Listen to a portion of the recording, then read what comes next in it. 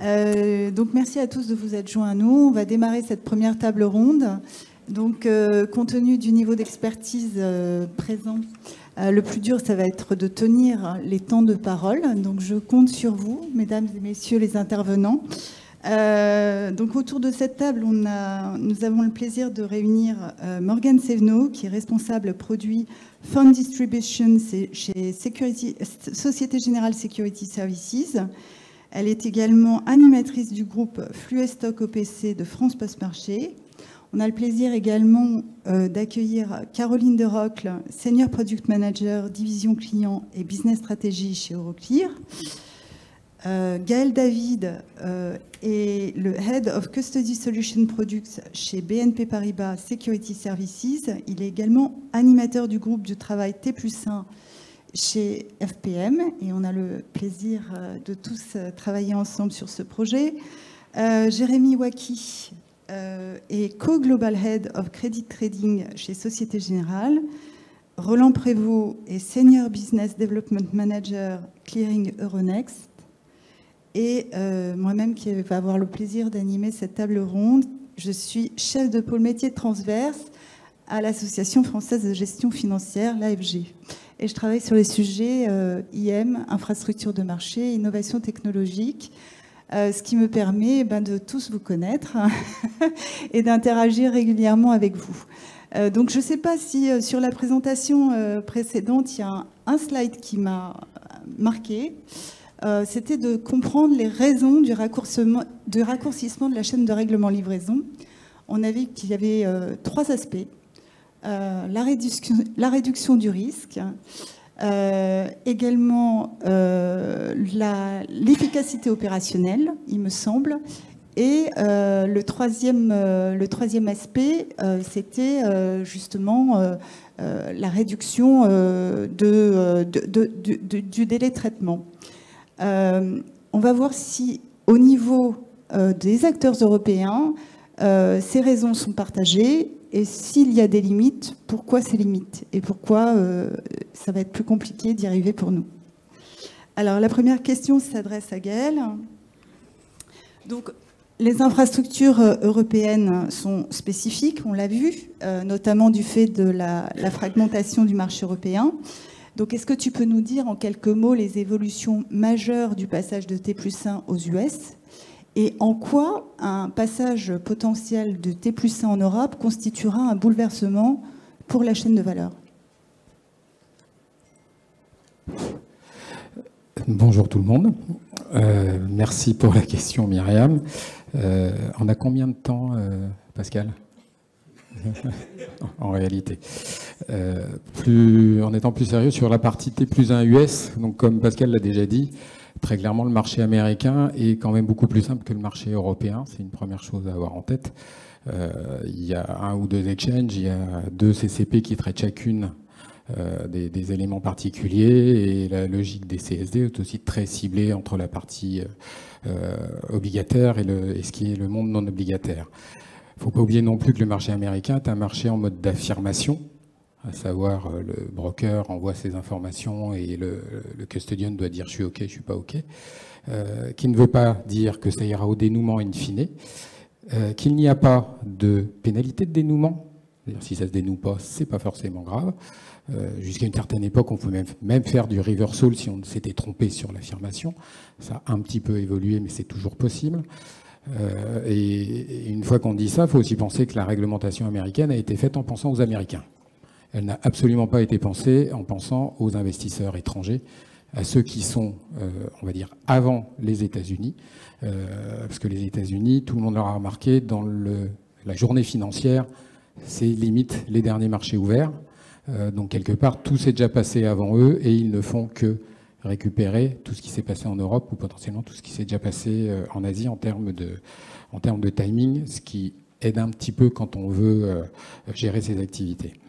Les bases de la réglementation sont très simples. C'est dénouement passe à T+1, l'affirmation devient obligatoire à T à une certaine heure, 21 heures, et les asset managers qui ont des rôles réglementés doivent être capable de prouver à la DTCC, de prouver aux régulateurs qu'ils ont fait en temps et en heure les allocations, affirmations et tout ce qui est confirmation. Ce qui, quelque part, implique des changements et des évolutions dans la manière dont les Américains ont travaillé. C'est sûr, ils ont investi, ils ont changé, mais ils ont surtout pensé américain. Je me rappelle toujours une petite note d'un des membres de la SEC qui disait on a fait ce changement pour nos acteurs, pour nous aux États-Unis. Le reste, c'est pas notre problème. Peu ou prou, je suis peut-être un peu plus direct que la réalité du message, mais c'est ce que ça veut dire. Si on se met sur nous, acteurs européens, le changement est relativement plus compliqué. Les changements système chez nous, c'est de s'assurer qu'on est capable, alors que la journée est terminée en Europe, parce que le marché il ferme là-bas, donc 17 plus 6, 23 heures. Il est 23 heures en France. Quand il est 23 heures en France, je ne sais pas si encore, ou en Europe, je ne sais pas s'il y a encore beaucoup de personnes qui sont là, qui sont présentes pour s'assurer que les choses sont bien faites et sont bien répondues et sont bien complètes. On a aussi un certain nombre d'acteurs qui ont des systèmes qui sont potentiellement fermés. Un des premiers changements, c'est de se dire est-ce que mon système est ouvert, est-ce que mon système n'est pas ouvert, est-ce que je suis capable de répondre à ce que j'ai fait sur le marché et derrière de générer mes instructions de règlement de livraison pour qu'elles puissent atteindre les États-Unis. Et puis si j'ai des problèmes, quelque part, aujourd'hui on avait encore, comme on le dit, la journée de T+1. Aujourd'hui on n'a plus la journée de T+1, on a quelques heures le matin du dénouement en Europe pour être OK, pour pouvoir corriger et dénouer. Les seules vraies conséquences au T+1, on va dire en termes financiers, sinon c'est... Mais ça, c'était déjà en place depuis début 2023. Il y a une surcharge si vous arrivez un peu trop tard en termes d'affirmation, qui est de 50 centimes. Donc ça peut sembler beaucoup par rapport au volume. Je pense que pour les Américains, c'est considéré comme étant beaucoup. Mettez ça en face des pénalités qu'on peut avoir à payer en Europe quand ça paraît en retard ou quand on dénoue en retard. C'est pas le même niveau d'impact pour nous. Si j'essaye de comparer par rapport à l'Europe, l'Europe est quand même un marché beaucoup plus riche.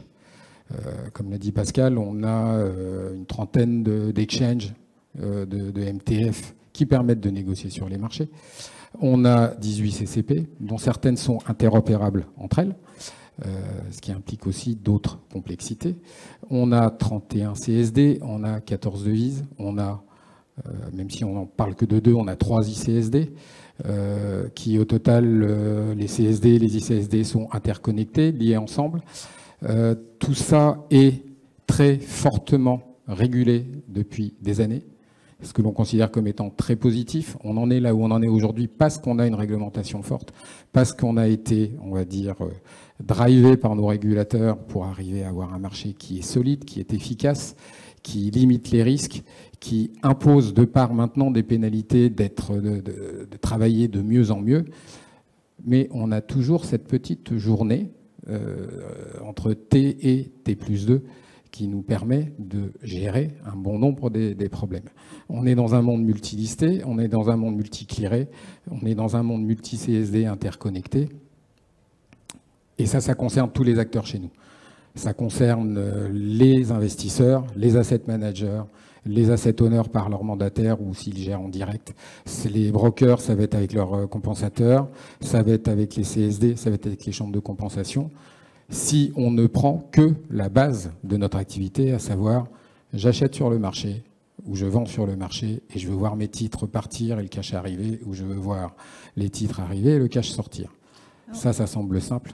Justement, Gaël, la deuxième question était pour toi aussi. Comment se passera le règlement livraison d'un titre dans cette configuration? Est-ce que tu peux illustrer voilà, comment se déroulera ce traitement et nous donner un petit peu plus d'éléments pratiques au traitement de l'instruction de règlement livraison? Donc je vais raccourcir et... Ceux qui me connaissent savent que je suis assez bavard. Et après 30 ans dans ce métier-là, à force, on va dire très clairement, mais très rapidement, Myriam, le fait de dire qu'on a un jour de moins, c'est limite, et je vais anticiper la question suivante. On va passer de 27 heures aujourd'hui pour faire nos activités à tous les niveaux du post-trade à 3 heures si on ne change rien en termes de timing, c'est-à-dire scénario du pire. Rien ne change dans les deadlines, rien ne change dans comment fonctionnent les chambres de compense, les deadlines au niveau des banques centrales et au niveau des CSD, début des batchs de dénouement. Vous avez 27 heures aujourd'hui pour tout faire. Demain, vous aurez 3 heures. Techniquement, c'est simple, hein. T plus 2 moins 1, ça fait T plus 1. Ça semble simple pour tout le monde. La réalité, c'est que chacun des acteurs au niveau de la chaîne va devoir revoir comment il travaille avec ses contreparties, comment techniquement, opérationnellement, organisationnellement il fonctionne.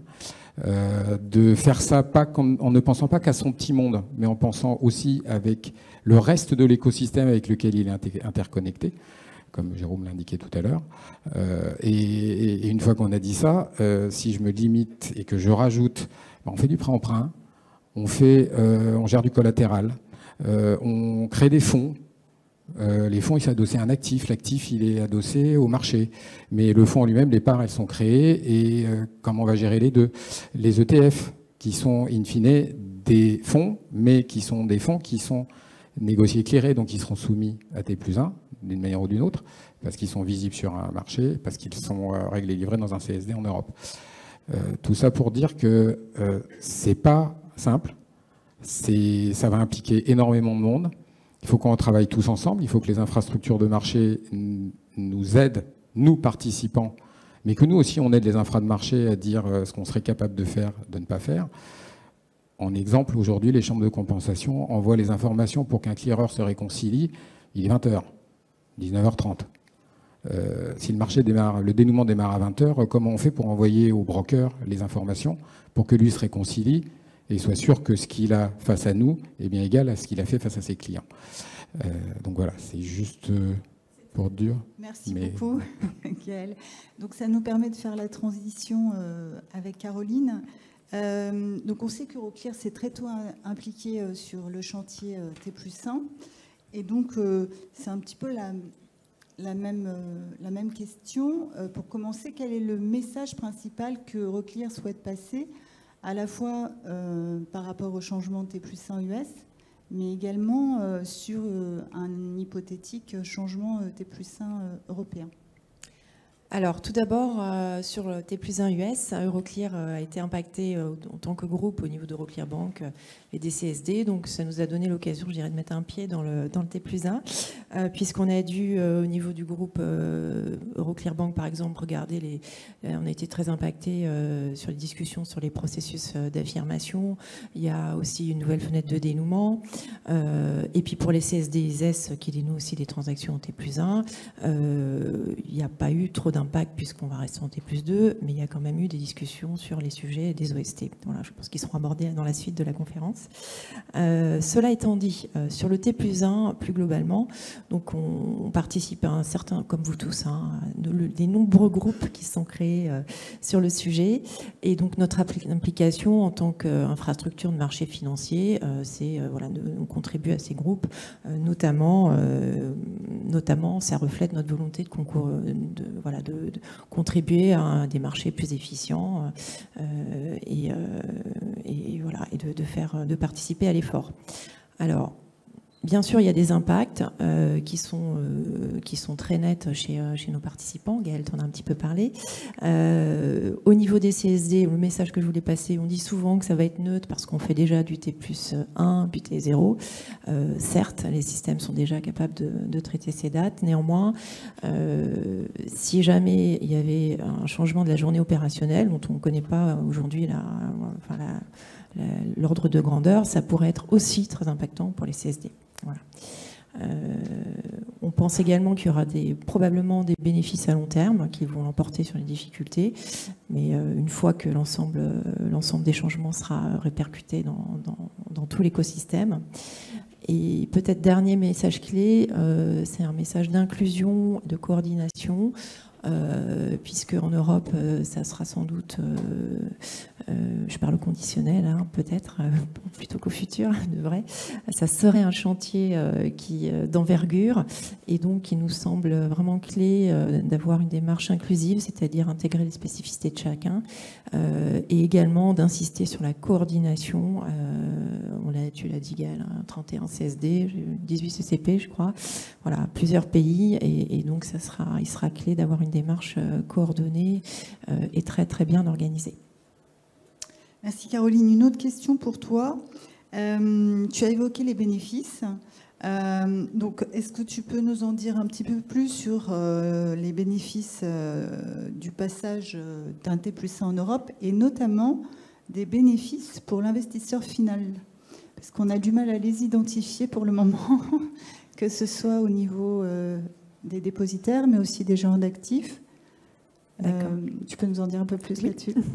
Alors, je vais peut-être faire une réponse à deux niveaux. D'abord, si on regarde vraiment un niveau micro, se dire qu'on va avoir en T+1, donc plus rapidement qu'aujourd'hui, des titres ou des capitaux, donc côté investisseur et côté vendeur aussi. Probablement qu'on peut on peut s'imaginer que de façon très simpliste, c'est quand même plus bénéfique que d'attendre un jour de plus.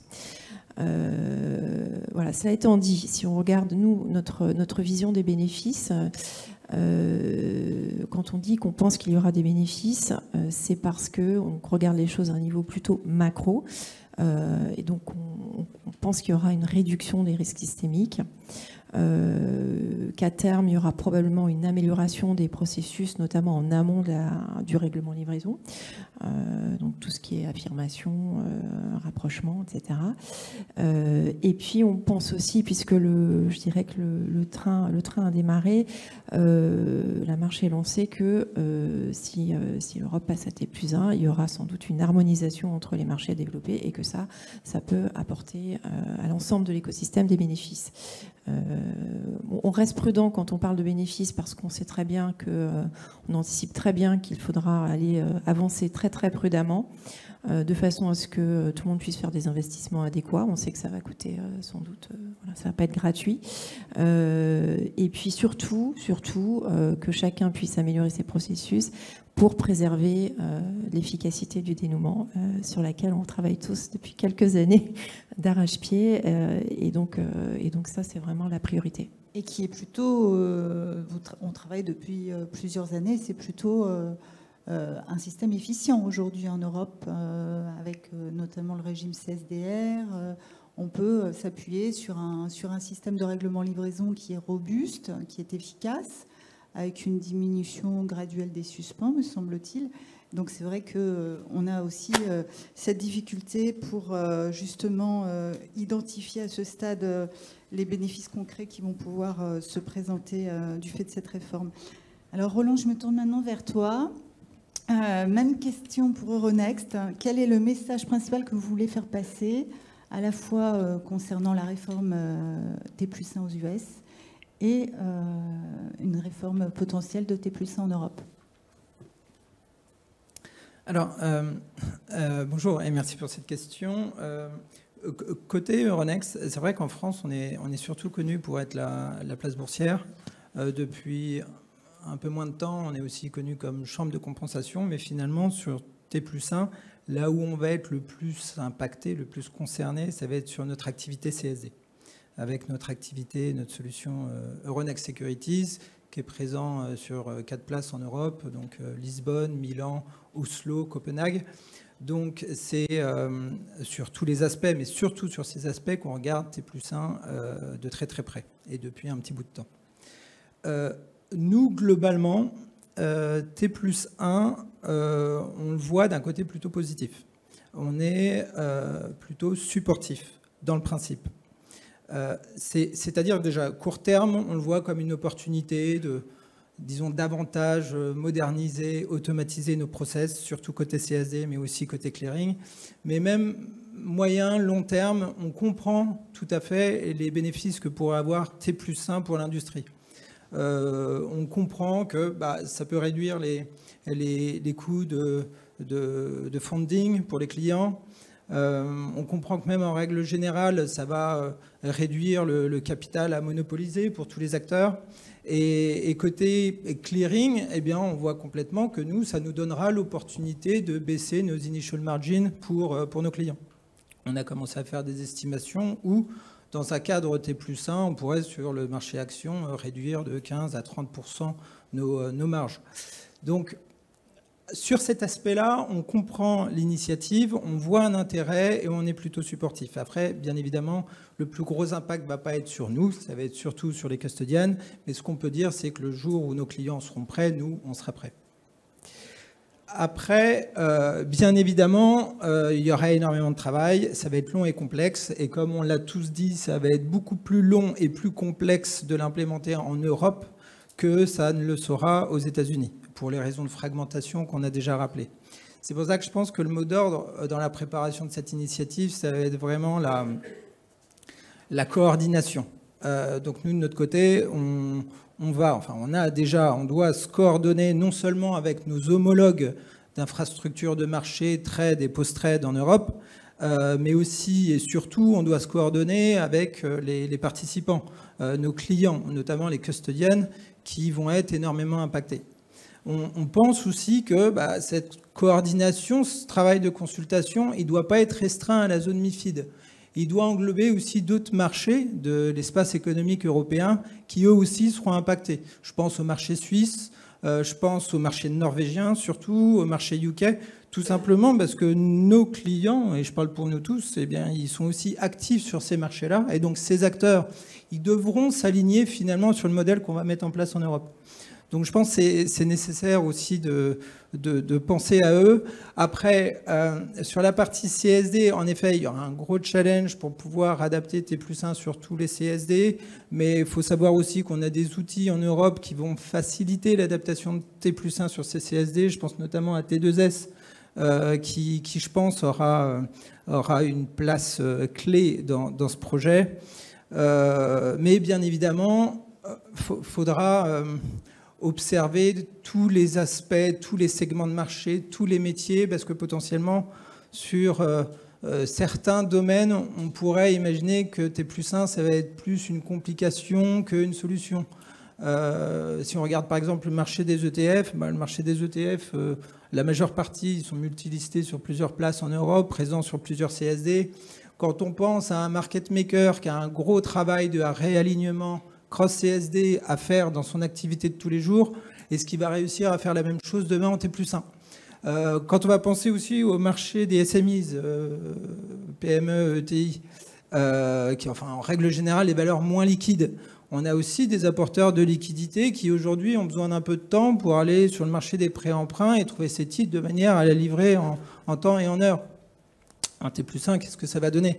Le marché du repo aussi, où on a des banques qui ont besoin d'un peu de flexibilité pour gérer leurs besoins de financement. Donc tout ça pour dire qu'il faut vraiment tout observer, tous les segments de marché, tous les métiers, pour pouvoir prendre le temps en Europe de livrer une solution complète. Et je pense que le pire des pièges qu'on pourrait avoir, c'est de lancer une solution intermédiaire en Europe pendant une période de transition, sur lesquels on ferait du T+1 sur un périmètre de produit et pas sur l'autre, parce qu'à ce niveau-là, on va se retrouver finalement avec des process très complexes, potentiellement des workarounds manuels dans les procédures auprès de nos clients et chez nous, qui va amener des erreurs, qui va certainement augmenter les situations, les cas de défaut, et finalement, ça va être plus coûteux pour tout le monde, et là, à ce moment-là, les bénéfices qu'on voit dans T+1, eh bien, on ne les verra pas, ça serait plutôt un échec. Merci beaucoup, Roland. Je reviens vers toi, Caroline. Est-ce que tu peux nous donner quelques éléments sur le traitement nocturne de T2S pour assurer justement le règlement livraison en T+1 ? Alors, on s'est dans un contexte là de préparation, on s'est, j'allais dire amusé, bon, c'est pas vraiment amusé, mais on a observé dans toutes les données que l'on a, quels étaient les timings de réception, de matching des transactions, et ce afin de s'imaginer quel pourrait être l'impact sur ces transactions-là d'un passage à T+1. Donc c'est vraiment je vais citer quelques chiffres qui sont vraiment à prendre avec des pincettes parce qu'on a fait quelques hypothèses qui sont ce qu'elles sont, et qu'on est On est par ailleurs en train de revoir ces chiffres-là, parce qu'il y a des travaux qui continuent, et je citerai notamment au niveau de la Banque Centrale Européenne, un groupe de travail également, encore un des nombreux qui va être initié sur le sujet. Donc ce qu'on a vu, c'est qu'on a pris tout ce qui se dénoue en T+2, on a vu que 40% des transactions sont reçues le jour même de la transaction, aujourd'hui, avant 20h. Donc ça veut dire que voilà, on n'attend pas T+1 pour envoyer une transaction au CSD. En revanche, parmi ces transactions, seulement donc sur le périmètre global qu'on a regardé, seulement 25% sont matchés en trade date. Et donc, le reste a besoin de 2 jours pour arriver au processus de matching. Donc ces calculs-là, ça reflète et ça illustre ce qui a été évoqué autour de cette table ronde et depuis ce matin sur le fait qu'il faut améliorer le processus en amont du règlement livraison et au niveau du matching. Voilà. Donc ça, c'est un exemple à creuser. Peut-être que je peux en profiter, Myriam, pour juste très rapidement évoquer les impacts d'une migration à T+1 en Europe pour les CSD, donc Euroclear France, Euroclear Belgium, Euroclear Netherlands. Bon, on est ici à Paris, donc on va beaucoup parler d'Euroclear France. Donc, d'un point de vue technique sur les CSD, il y aura je l'ai dit tout à l'heure, de gros impacts si la journée opérationnelle T2S venait à être modifiée. Il y aura quand même quelques impacts au niveau des CSD sur tous les processus qui impliquent une date. Donc, notamment, on a les SBI, les BRN, toute la gestion des OST et des assemblées générales. Donc là, ça veut dire que voilà, il y a des impacts techniques qu'il va falloir gérer. Mais sinon, voilà, je rejoins aussi ce que tu disais sur la partie de coordination. Il nous semble que ça va être clé de se coordonner et que si changement il y a, on anticipe aussi qu'au niveau de la gouvernance de Target to Securities avec les CSD, il y aura du travail en plus. Voilà, il y aura des tests, il y aura des changements qui seront à définir et à valider. Et puis au niveau de la direction, enfin du steering du CSG, voilà, des nombreux groupes de l'ECB, il y aura des travaux dans lesquels vous êtes tous impliqués. Il y aura des travaux à mener. Et donc ce qu'on pense nous, c'est qu'il faut vraiment se coordonner, apprendre aussi on va voir ce que donne le T+1 aux US, mais de tout ce qui peut se passer, même si c'est un petit peu différent, que la situation européenne comporte, il y a beaucoup de pays, tout ça, donc il y a des spécificités, mais quand même apprendre de ce qui se passe ailleurs, et puis afin de minimiser les risques et de se coordonner au mieux. Merci beaucoup, Caroline. Effectivement, de voir comment ça va se passer aux US et d'en tirer des enseignements et d'avoir ce champ d'observation, je pense que ça va aussi nous aider à appréhender cette réforme avec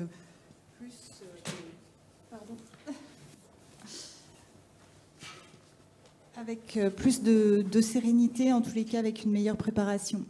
Alors, Roland évoquait tout à l'heure les titres qui sont déposés auprès de plusieurs CSD. Gaël, est-ce que tu peux nous dire en quelques mots quel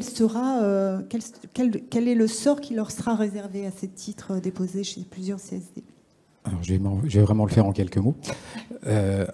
À aujourd'hui, l'avantage d'avoir des titres multilistés, multiclearés, multidéposés, c'est que nos investisseurs, quand ils investissent dans un titre, en général, ils ne cherchent pas trop à savoir où il sera conservé. Eux, ce qu'ils voient, c'est la position dans leur portefeuille. Et donc, quand ils ont acheté un titre, qu'il soit en ICSD, qu'il soit dans un CSD local, que ce soit un ETF ou une action, entre guillemets, ils voient juste leur position globale. Donc, quand ils veulent leur vendre, c'est relativement simple. Ils envoient leur instruction. Et puis après, dans la chaîne, on s'assure de où sont les titres. Et on les fait rebouger de là où ils sont aujourd'hui à là où ils devront être pour pouvoir dénouer à T+2. Dans un monde T+1, à partir du moment où la personne ne sait pas où sont ses titres, ça va devenir gênant. C'est-à-dire que la gestion des inventaires devrait être beaucoup plus fine, beaucoup plus précise, et que la connaissance du lieu de dépôt des titres deviendra quelque part critique, et que, in fine, ça ne sera pas juste avant de vendre qu'il faudra s'assurer d'où sont les titres, mais ça sera avant pour que les titres soient toujours là où il est préférable de les avoir. Et en sachant que nos titres, derrière au sens large, sont pas uniquement utilisés par les investisseurs, et les asset owners, les asset managers et conservés. Ils sont aussi utilisé par des acteurs primordiaux chez nous, les market makers, les agent lenders, les collateral agents, qui utilisent, au sens noble du terme, tous ces portefeuilles pour justement pouvoir fluidifier l'ensemble de l'activité, justifier que des titres qui ne sont pas là, on arrive à les trouver, à les donner. Et là, par contre, c'est plutôt à un spécialiste qu'il faut s'adresser pour voir un peu les conséquences que ça pourrait avoir. Merci beaucoup Gaël, justement. Ça nous permet de faire une transition très douce avec Jérémy. Jérémy, je pense que les activités de market making et de securities lending vont être très impactées. Est-ce que tu peux nous dire en quoi et quelles seront les conséquences? Est-ce qu'on peut imaginer que les acteurs cesseront ou limiteront beaucoup cette activité? Voilà. Est-ce qu'on doit s'inquiéter pour son devenir? Alors, bonjour à tous, merci pour l'invitation. Alors, effectivement, déjà pour redonner le contexte dans les banques d'investissement et dans les desks de market making au sens large, il faut dissocier un peu l'activité de market making et de sec lending. C'est-à-dire que quel que soit l'actif, que ce soit une action, une obligation, un ETF, l'acteur qui anime le prix est une personne dissociée de celui qui s'occupe du dénouement. Donc le market maker, son travail au quotidien, c'est de donner un prix d'achat et de vente d'un actif en regardant globalement le risque. D'une certaine façon, le travail de dénouement, il est fait par l'autre équipe, qui est l'équipe de sec lending, qui a lieu le lendemain. Donc au quotidien, le trader, le market maker donne ses prix et en fin de journée, l'équipe de sec lending récupère l'inventaire résiduel, donc potentiellement avec des optimisations de matching parce qu'il y a potentiellement eu des acheteurs et des vendeurs d'un même actif, et fait le travail de couverture. C'est-à-dire que à aucun moment dans la construction du prix du market maker n'intervient le potentiel risque ou coût de pré-emprunt du lendemain. C'est-à-dire qu'on prend une hypothèse forte qui est que l'actif sera facilement prêté ou emprunté et pourra dénouer sans problème. Si on se projette sur un monde T+1, ça veut dire que ce travail de market making a lieu en T+1 et que donc le travail de pré-emprunt et d'emprunt des actifs vendus aura lieu en T0. Qu'est-ce que ça veut dire? Ça veut dire que potentiellement, on se met plus sur un risque critique de fail, de non-dénouement. On accentue la probabilité que la couverture soit beaucoup plus chère ou beaucoup moins attendue qu'estimée. Potentiellement, on va réduire ce gain d'optimisation de ne couvrir que le résidu qui est vu en fin de journée, parce qu'on va avoir des transactions à faire à la volée. Donc, tout ça accumulé, plus le fait que l'activité, vu qu'elle va être plus critique, vu qu'elle va être en T+0, va devoir potentiellement solliciter plus de gens. Encore une fois, tout ce que j'accumule, je ne dis pas que c'est impossible. Je dis que c'est une accumulation de coûts. Et encore une fois, de façon purement neutre, le coût en bout de chaîne, il va être reflété à l'investisseur. C'est-à-dire qu'en bout de chaîne, la banque, à la fin du processus d'analyse, va dire si une fois sur deux fois sur trois, je faille un jour, je dois potentiellement payer une prime CSDR 2 fois sur 3, je dois couvrir ou surcouvrir mes actifs, ce coût-là, tous les acteurs market makers vont le calculer, vont l'anticiper et vont l'imputer en amont. C'est-à-dire que pour moi, la vision que je vois, c'est que l'impact du market maker, c'est qu'il va devoir calibrer ce coût de fail et ce coût de surcharge back-office, ce coût de surcharge de dénouement, quelque part dans son prix. Et le seul endroit où il pourra le placer, c'est au moment de la transaction. Donc la conséquence, encore une fois, c'est à peu près neutre. C'est-à-dire que je dis que les banques vont devoir refléter ce coût au porteur et que ce surcoût de cette chaîne opérationnelle et de ce coût de dénouement va impacter la liquidité des actifs. Et encore une fois, je reprends l'exemple de l'ETF, parce qu'en plus, moi, j'encadre aussi l'activité ETF. C'est un peu ce qu'on a vu sur CSDR, c'est que cette mise en place a dégradé la liquidité des actifs. Parce qu'à la fin, les acteurs, ils n'ont pas d'autre choix que de refléter cet impact opérationnel au prix de la transaction. Donc, froidement, c'est plus de charges opérationnelles, plus de fail. Et donc, c'est pour ça que sur le rapport gain-coût, c'est-à-dire réduire le risque T+1, réduire le risque d'exécution versus la proba de fail, il est à peu près fort probable que la proba de fail va violemment augmenter et que donc, en fait, ce gain, il est proche de zéro. Mais surtout, grosse perte de liquidité. Ça, c'est un message clair, je pense. Et surtout qui est très bien démontré. Mais justement, est-ce que tu penses que par rapport aux enjeux qui sont identifiés, ça se traduira par un changement au niveau des horaires de marché? Est-ce qu'on peut l'anticiper? Si on reprend le cheminement, c'est-à-dire que là, l'activité de sec lending, du fait du market making en T+2, est globalement en T+1 sur le marché. Donc cette évolution va amener tout le market making, tout le sec lending, donc tout le repo market making, donc tous les acteurs qui cherchent à prêter, emprunter les actifs, vont tous transiter dans un monde T+0. Et donc ce sera la norme des transactions de prêt-emprunt en T+0. Donc, encore une fois, l'hypothèse qui est qu'on raccourcisserait les journées pour qu'on fasse tout en T+1 le fin de journée, elle est possible, mais j'y crois pas vraiment. Et même, c'est une perte pour la liquidité, parce que ça veut dire que les journées seront plus courtes. Mais si on part sur une hypothèse de T+0, bah, on ne va pas raccourcir la durée, mais on va rendre cette activité plus critique et potentiellement, on va faire disparaître des acteurs. Parce que je ne pense pas que tous les acteurs qui font du sec lending, par exemple les petits asset managers, soient calibrés et plugués pour faire du T+0. Et donc potentiellement, on aura moins de personnes autour de la table pour faire ce prêt-emprunt, parce que les gens vont dire bah, gain versus perte de prêter mes actifs en T+0 n'est plus vraiment là, parce qu'il faut que je sois assuré d'avoir mes actifs, il faut que je sois sûr de dénouer en T+0, versus ce gain de prêt-emprunt. Donc en fait, potentiellement, c'est un marché qui va s'assécher et qui va perdre en liquidité. Et encore une fois, perdre en liquidité, prix plus important, perte pour le porteur. Voilà. En gros, ce que je dis en un mot, c'est à la fin, si ça génère des coûts, quelqu'un va les payer. Et dans une chaîne de fabrication, celui qui les paye, c'est l'acheteur. Ce sera pas c'est pas la marge des banques qui va se réduire, c'est les porteurs qui vont payer ce surcoût de cette façon. C'est ce que je veux dire. Merci pour ta transparence. Donc, Morgane, on va maintenant voir avec toi les effets sur les métiers des OPC. Tout d'abord dans la mise en œuvre du T+1 aux US et également les avantages et les inconvénients que tu peux d'ores et déjà identifier sur un T+1 en Europe. En tout cas, merci à Jérémy pour ces premiers constats, ou en tout cas premières analyses que je vais, à mon sens, compléter. Aujourd'hui, au niveau des OPC, on est sur un marché qui est extrêmement lissé en fonction des cut-offs de valorisation et de règlement livraison des différents OPC que l'on peut traiter sur le marché français, à savoir des OPC à T0 pour les monétaires, du T+1, +2, +3 ou +X pour les OPC qui sont hebdomadaires ou mensuels.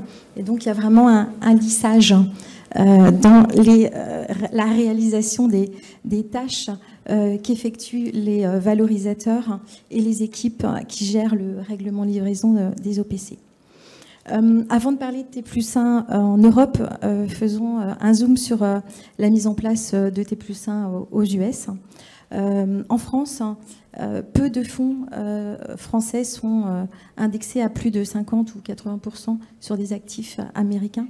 Donc la mise en œuvre et l'impact est à ce stade minime.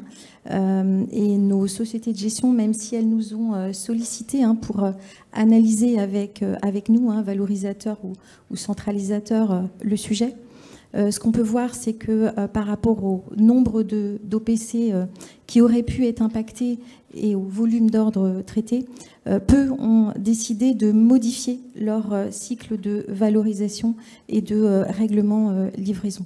Ce qui veut dire quoi? Ce qui veut dire qu'elles vont analyser et gérer cet écart actif-passif au niveau de leur compte cash, et donc faire du cash monitoring et peut-être plus de prêt-emprunt ou de securities lending pour gérer cet écart de cash.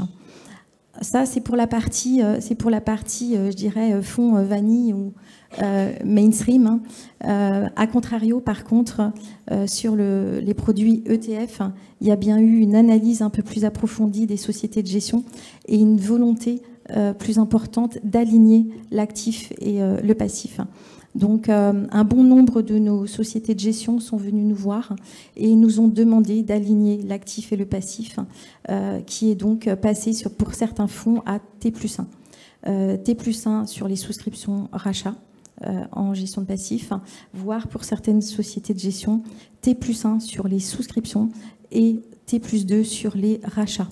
Voilà, ce qui génère un écart cash, mais plutôt favorable pour la société de gestion.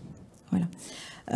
Par rapport à ça, ce qu'on peut dire, c'est que l'impact est minime, mais ça a nécessité quand même une revue côté valorisation et donc une adaptation du traitement actuel des fonds concernés, à savoir une mise en place de la valorisation plus tôt.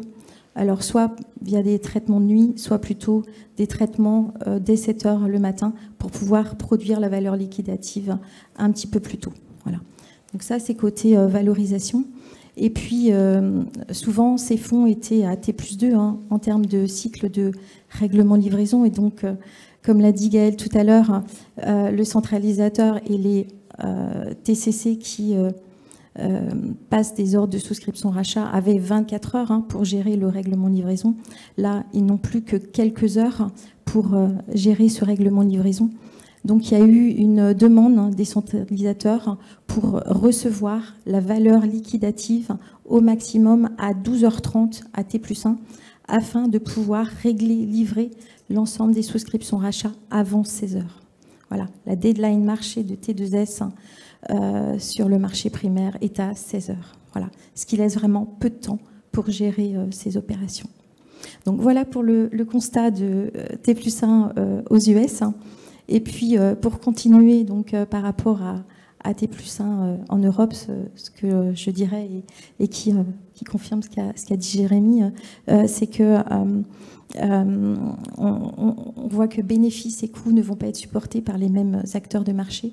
Et côté post-marché, on y entrevoit plutôt une augmentation de coûts et qui va nécessiter des réorganisations structurelles et potentiellement une augmentation des risques opérationnels, puisque quand on doit compresser le calcul et le calcul de la valeur liquidative et compresser la gestion du règlement livraison, ça augmente d'autant plus les risques opérationnels au niveau des équipes.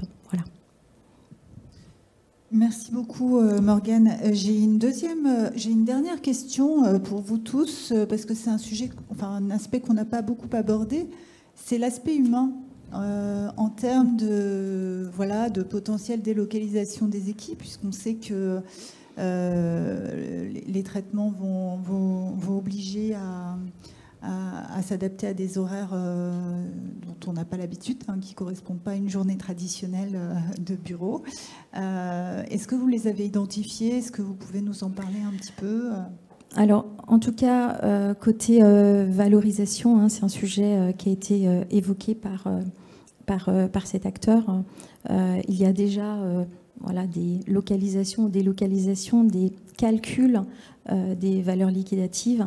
Donc, pour les sociétés de gestion qui feraient le choix d'aligner l'actif et le passif, c'est un choix, c'est pas une obligation, puisque on a quand même certains fonds aujourd'hui qui ont déjà cet écart, mais la question se pose de la délocalisation ou relocalisation des équipes pour pouvoir réaliser l'ensemble de ces tâches dans les délais impartis. Voilà.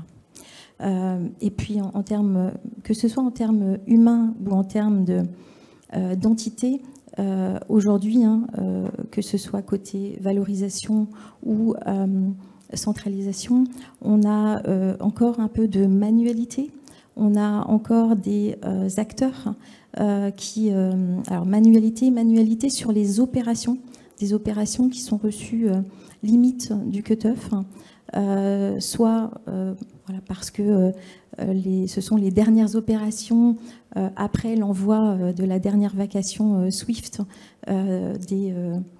des établissements routeurs d'ordre vers les centralisateurs, soit ce sont des produits atypiques qui ne permettent pas une gestion par SWIFT de ce produit. Donc ça, c'est le premier point. Et on a aussi des entités aujourd'hui, teneurs de compte conservateurs ou centralisateurs, qui ne sont pas SWIFtés. Même si on est dans un domaine qui est très automatisé, très industrialisé, tant côté valo que côté centralisation, il reste des acteurs qui sont non swiftés. Donc, d'un point de vue humain, quid de la pérennité de ces entités qui aujourd'hui ne se sont pas mis en ordre de marche de gérer leurs opérations et leurs traitements de manière automatique. Voilà. Merci beaucoup, Morgane.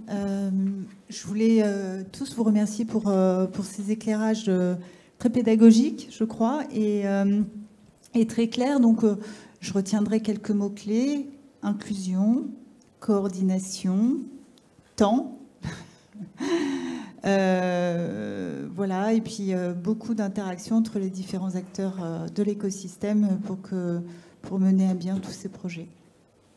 Je vais passer la parole à Luc Arrive qui a recueilli pendant tout ce petit temps les questions de la salle et les questions reçues en virtuel, et donc je lui passe le micro.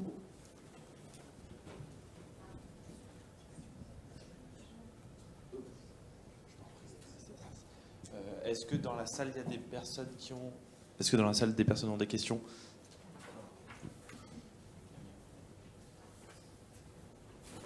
Merci. Merci beaucoup pour tous ces éclairages. Une petite question plutôt pour Caroline, peut-être, concernant la différence entre les pays. La France, on sait qu'on est plus automatisé que d'autres pays, on est un Euroclear, et d'autres pays comme Luxembourg, ils sont plus anti-AI. Comment ça va se passer? Est-ce que ça va pas être plus compliqué au Luxembourg qu'en France? Alors, je ne suis pas une spécialiste du Luxembourg, et en tout cas, je ne me permettrai pas de porter un tel diagnostic, là, juste comme ça.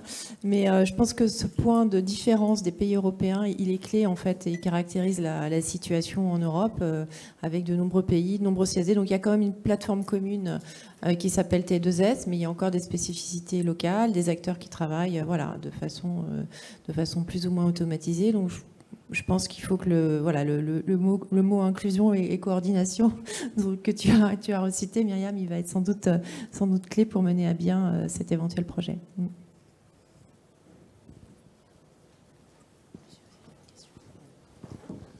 Bonjour, j'avais 3 questions. Je suis désolé, je vais faire très rapide. Une pour Roland, c'est est-ce que vous travaillez à des scénarios où vous changez les horaires de marché, y compris peut-être avec d'autres pays, etc. Une pour Jérémy, où est-ce que l'analyse que vous faites, elle vaut également pour les États-Unis, et est-ce que vous pensez qu'il y a des marqueurs qu'on devrait regarder pour voir si un scénario se présente, donc après le passage à T+1 aux États-Unis, on pourrait retrouver ces effets en Europe?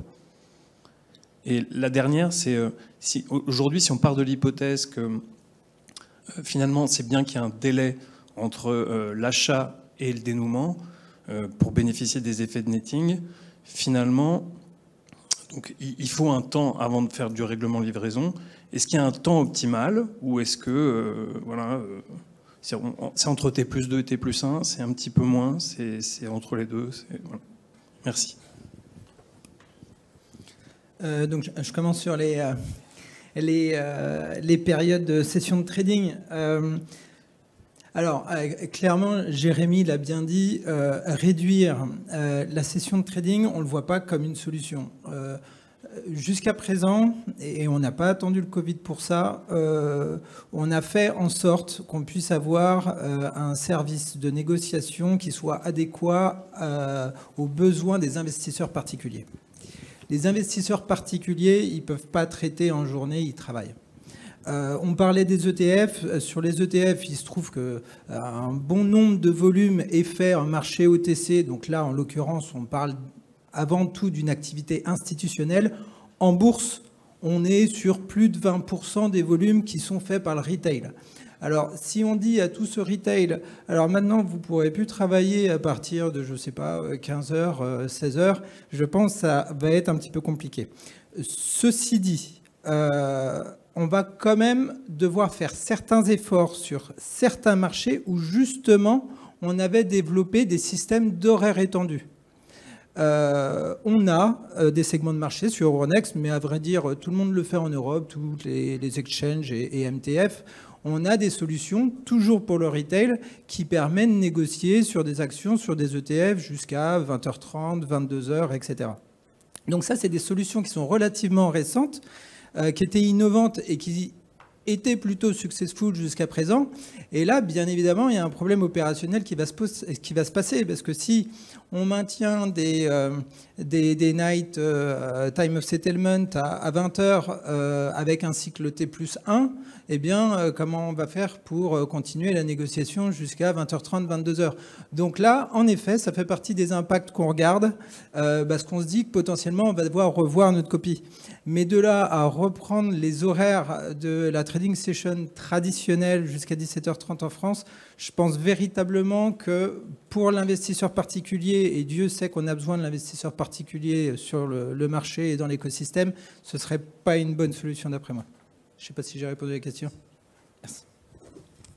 Voilà, je vais prendre la suite. Alors, est-ce qu'on regarde ce qui se passe aux États-Unis? Oui, d'ailleurs, c'est intéressant qu'ils aient choisi un jour férié, parce que lundi est férié aux États-Unis, donc ce sera mardi qu'on verra les premiers effets. Donc, est-ce qu'on surveille? Oui. Qu'est-ce qu'il faut surveiller? Alors, encore une fois, tout ce que j'ai décrit, plus l'actif sera liquide, moins ça se verra. Donc, les US Treasuries, par exemple, qui est l'actif peut-être le plus liquide au monde, ça devrait à peu près bien se passer.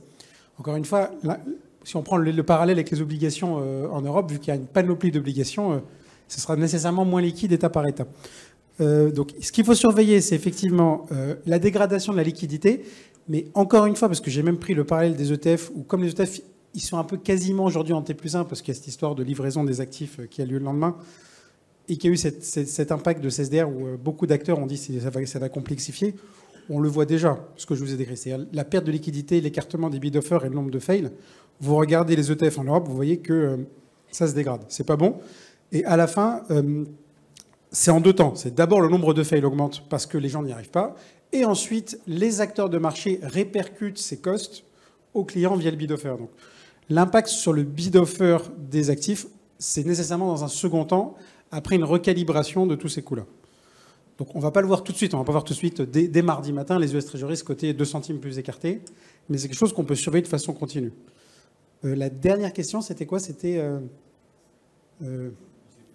C'est une question plus générale. C'est-à-dire si on part du principe aujourd'hui, c'est-à-dire que c'est pour tout le monde, donc c'est bien qu'il y ait un écart entre l'acte d'achat et le règlement livraison, parce que c'est plus efficace pour l'investissement. Si c'est vrai, hein, c'est-à-dire que si c'est pas faux, passons tout de suite à T0. Mais donc si c'est encore vrai, quel est finalement le délai optimal?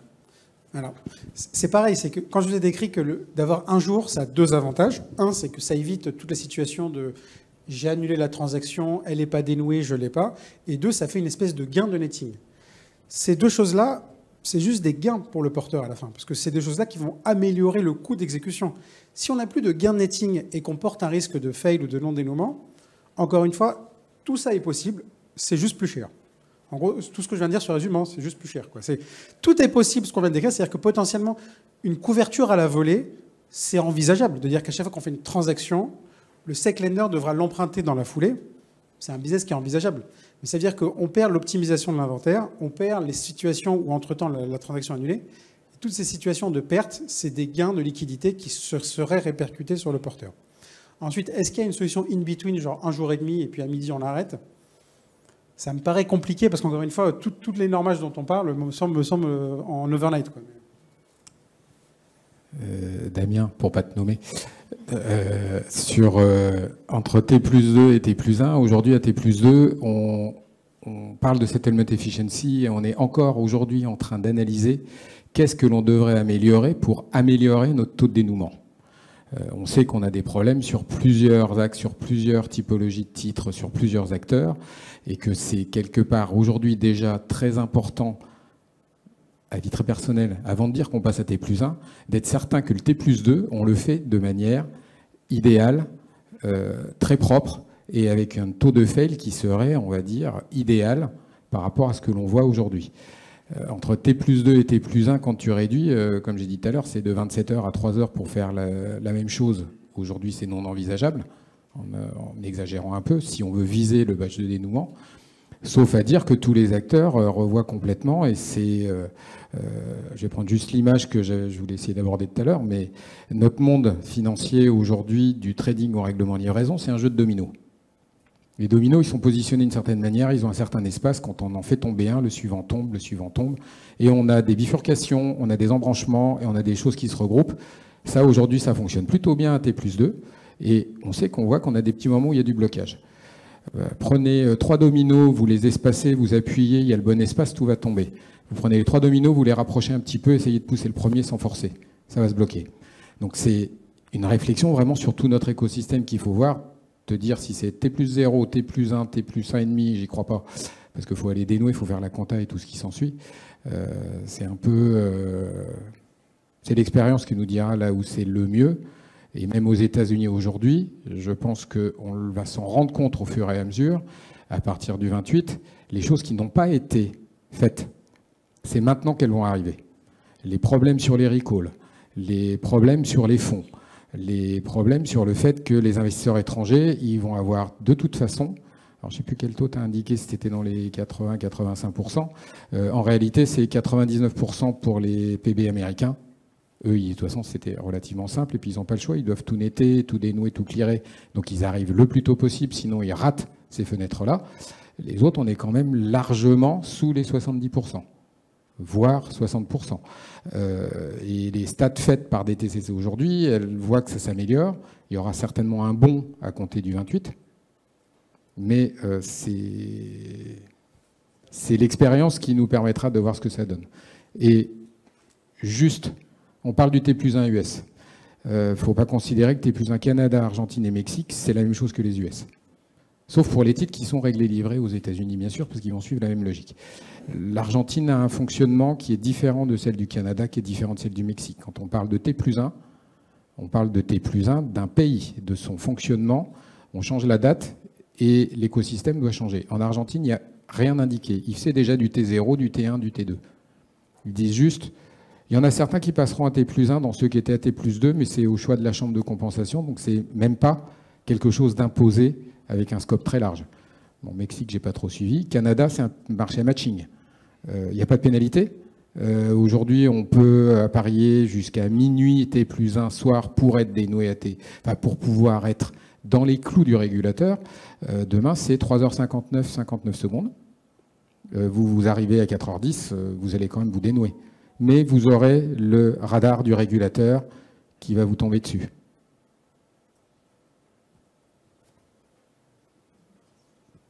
Alors, on va prendre une question en ligne et après on repassera à la salle.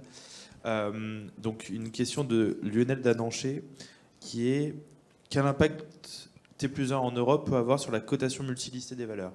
Et est-ce qu'il y a des réflexions sur le fait de réduire le nombre de places où un titre pourrait être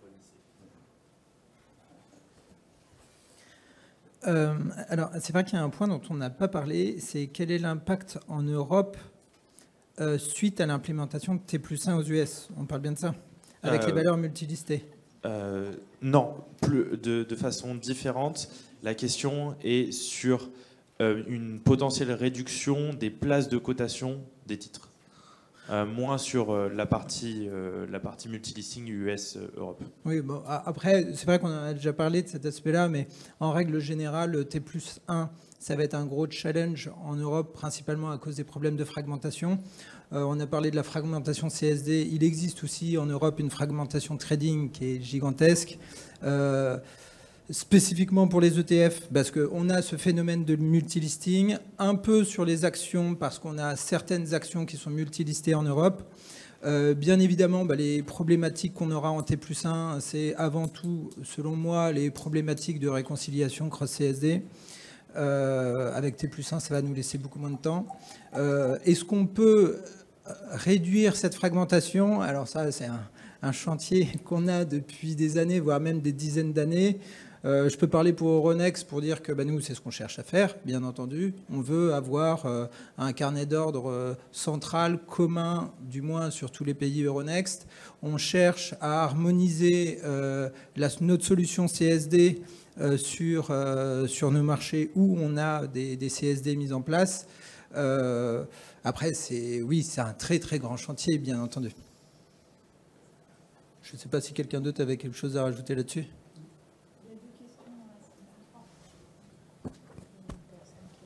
Oui, merci. Une question simple. Avez-vous des chiffres à partager sur les gains et sur les coûts Globalement, on n'entend que des contraintes et des coûts. De quoi parle-t-on? Et les gains, même chose. De quoi parle-t-on? Y a-t-il des chiffres là-dessus? Et spécifiquement, je pense T+1 Europe. Et finalement, si on fait le retour d'expérience de T2S, qui était assorti d'un passage à T+2, ça a coûté combien? Ça a rapporté combien à qui?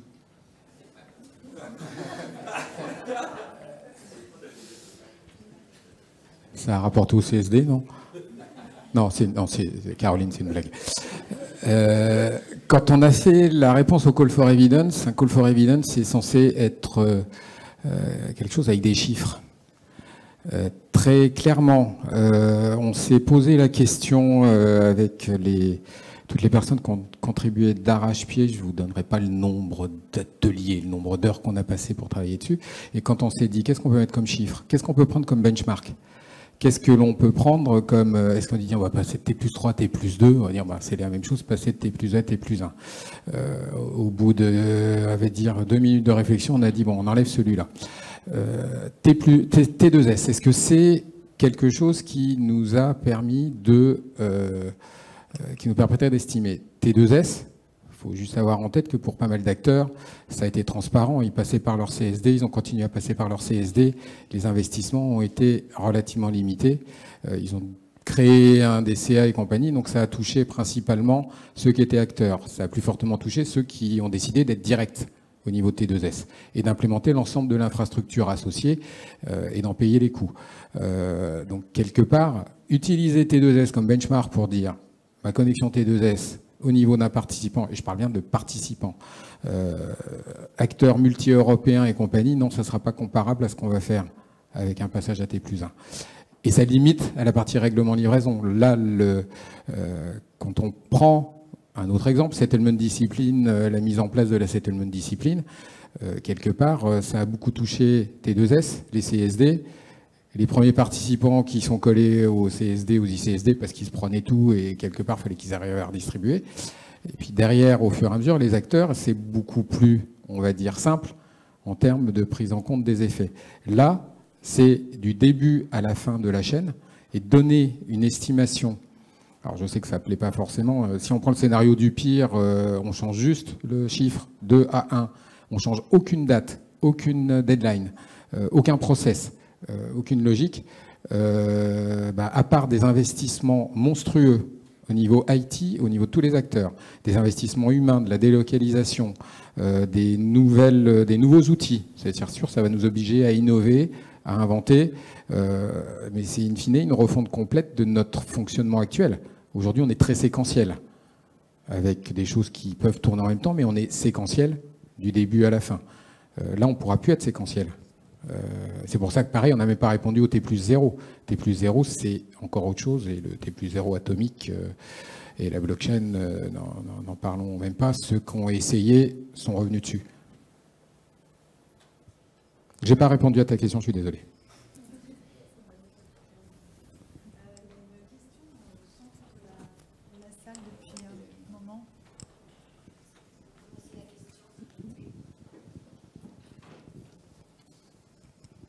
Oui, une question pour Morgane. Est-ce que T+1 va-t-il avoir un impact sur la market practice en France, qui est que les gérants valident leur VL et qu'on arrive à un modèle qui est plus un modèle luxembourgeois où il y a une auto-validation, entre guillemets, par le comptable du fonds? Est-ce que c'est quelque chose, est-ce que il va y avoir une remise en cause pour évidemment gagner du temps dans la chaîne, dans le process global? Merci. Alors aujourd'hui, je laisserai plutôt mes collègues du juridique répondre à cette question qui est réglementaire, puisque en France, à contrario du Luxembourg, la VL est à valider donc par la société de gestion. Donc il y a bien ces deux étapes, celui du calcul de la valeur liquidative et de la validation. Je ne suis pas une experte en valorisation, mais en tout cas, il y a bien cette réglementation. Donc, est-ce qu'on va gagner du temps à ce stade sans une modification de la réglementation française? Je dirais que non. Voilà. Bonjour, Patrick Puel. Moi, j'ai deux petites questions, une stratégique, une plus opérationnelle. La stratégique, c'est est-ce qu'on a le choix d'un point de vue compétitivité, le fait, même si c'est pas forcément une bonne idée, le fait que les US ont décidé d'y aller, est-ce que nous, on a encore le choix? Et la deuxième question, plus opérationnelle, est-ce qu'on n'a pas une autre façon de guérir le malade? À savoir qu'on parlait de GameStop tout à l'heure et des problématiques de fonds propres. Voilà, on met en place tout un système extrêmement complexe. Est-ce qu'il n'y a pas une autre solution plus simple pour résoudre le problème de fonds propres qui est la base finalement de tout cette réflexion sur comment optimiser pour réduire le risque? La première question sera certainement abordée à la deuxième table ronde, parce qu'on parle de compétitivité, attractivité et compagnie. Donc là, on va laisser aux sachants et aux experts de nous aborder ce sujet-là. Sur les fonds propres, alors déjà, je me permettrai de dire que j'étais surpris quand j'ai entendu tout à l'heure moins 15%, moins 30% sur les marges. Je veux bien qu'en off, tu me donnes vos calculs et vos chiffres. Ah bah même vos estimations. C'est pas les chiffres qui étaient ressortis de Hitch, sauf erreur de ma part, qui arrivait à des chiffres beaucoup plus bas. Et bon, dire que l'on va gagner, oui, ça va jouer sur les marges, oui, ça va jouer sur le besoin de liquidité en cash, qui peut-être va réduire à un certain moment, mais est-ce qu'il va réellement réduire ou pas? Ça, c'est autre chose. Est-ce que le fait que ça soit plus véloce ne va pas nécessiter tout autant de besoins de liquidité, donc tout autant de lignes committed, de credit line, et avec tous les risques que ça peut avoir derrière sur les besoins de chacun et les disponibilités de cash de chacun? Ça va poser des problèmes sur aujourd'hui sur les fonds, entre leurs ratios réglementaires et est-ce qu'ils seront autorisés ou non à avoir comme dépassement de ces ratios réglementaires. Ces réglementaires, en général, on ne s'amuse pas trop à les dépasser. Il y a des cas, je crois, des dépassements exceptionnels, enfin un dépassement exceptionnel qui arrive tous les jours, c'est plus exceptionnel. Je crois qu'il y a Est-ce qu'on a le temps de prendre une dernière question dans la salle? Parce qu'il y a un monsieur qui a levé la main plusieurs fois. Et peut-être qu'on pourra peut-être répondre aux questions qui ont été posées en ligne postérieurement à ça va pour les intervenants? On pourra répondre à toutes les questions, faire une petite question-réponse. Donc, c'est une question sur la centralisation et la valo et tous les enchaînements des tâches qu'on a à l'heure actuelle, avec le fait, dont vous parliez, le fait de rendre les VL disponibles pour 12h30. Ça implique une grosse dégradation sur les cut-offs de centralisation pour les investisseurs, les cut-offs pour les sociétés de gestion et autres, en termes de transmission des mouvements, des impacts sur les pricing pour calculer les valeurs liquidatives. Comment tout ce raccourcissement des délais est prévu dans le futur si on passe à T+1? Alors, c'est la question. Hein. C'est qu'aujourd'hui, à ce stade, peu de fonds sont concernés et peu de sociétés de gestion ont mis en place T+1 sur les fonds US. Elles sont, pour beaucoup, par rapport au nombre de fonds que l'on a regardé, tant côté BNP, KCIS que Société Générale, on a fait une analyse des fonds qui auraient pu être impactés et auraient pu demander à avoir un équilibre actif-passif. Peu l'ont fait.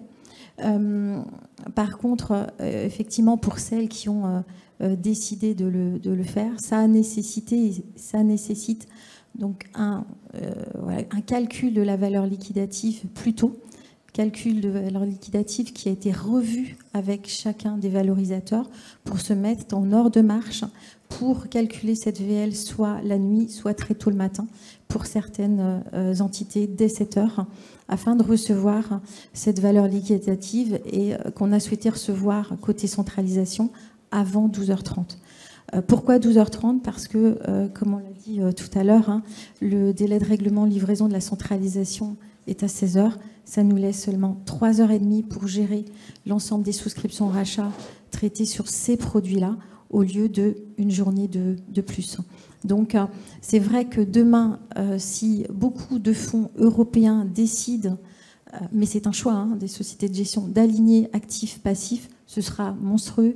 Ça nécessitera vraiment une réorganisation structurelle au niveau des infrastructures, un souhait d'étendre le délai de règlement de livraison au-delà de 16 heures, revoir, et c'est pour ça qu'on en a parlé, à quel moment calculer la valeur liquidative, quelle est la localisation de ce calcul de valeur liquidative, parce que il faut faire soit du 3,8, soit voilà, délocaliser le traitement de cette valeur liquidative un peu plus à l'est et non pas en France. Voilà, même si la validation reste actuellement en France. Donc voilà, il y a beaucoup de choses qui seraient à analyser et à appréhender pour répondre à ce besoin. Voilà. Je vois que Pascal veut intervenir. Le temps est maintenant écoulé. Pardon, je vais peut-être avoir une question en rebondissant sur ce que tu disais, et ça va être pour toi, Myriam. La question, c'est est-ce qu'on a regardé s'il pouvait y avoir un move de fonds de droit français vers les fonds de droit luxembourgeois, justement pour éviter ce sujet de double validation, d'écart. Donc, est-ce qu'on pourrait avoir un risque de délocalisation des fonds entre la place française et la place luxembourgeoise? Est-ce que c'est quelque chose qui a été regardé? Alors, c'est une crainte à l'heure actuelle. On est en train de regarder également, on n'en est peut-être pas à se poser la question de la délocalisation des fonds au Luxembourg, mais c'est un risque qui est présent. On est déjà en train de voir en termes de développement, en termes de coûts, comment cette réforme va se répercuter sur les gérants d'actifs. Et je pense que de là, on verra peut-être des conséquences en chaîne sur une potentielle délocalisation des fonds vers le Luxembourg. Mais évidemment, je pense qu'il faut à tout prix défendre la place française et faire en sorte que cette réforme puisse se faire dans les meilleures conditions possibles.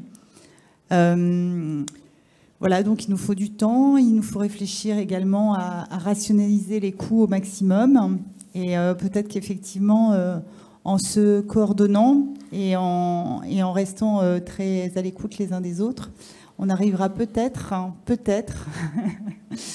à faire que ce changement puisse s'opérer de manière sereine.